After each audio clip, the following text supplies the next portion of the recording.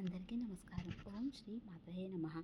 శివలింగం అభిషేక దివ్య దర్శనం. పురాతన ఋషులు శివలింగంపై పాలు పోస్తూ అభిషేకం చేస్తూ ఉన్న పవిత్ర దర్శనం. పరమశివుని పట్ల భక్తి, పవిత్రత మరియు శరణాగతికి అత్యంత లోతైన ఆధ్యాత్మిక ప్రతీక.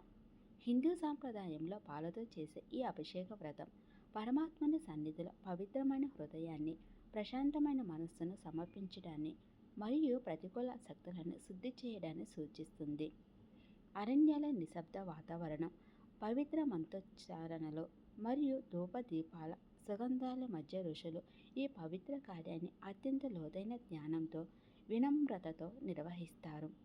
శివుడిని సృష్టి, స్థితి, లయకారకుడుగా మరియు ఆధ్యాత్మిక మోక్షానికి శాశ్వత మూలంగా వారు గుర్తిస్తారు.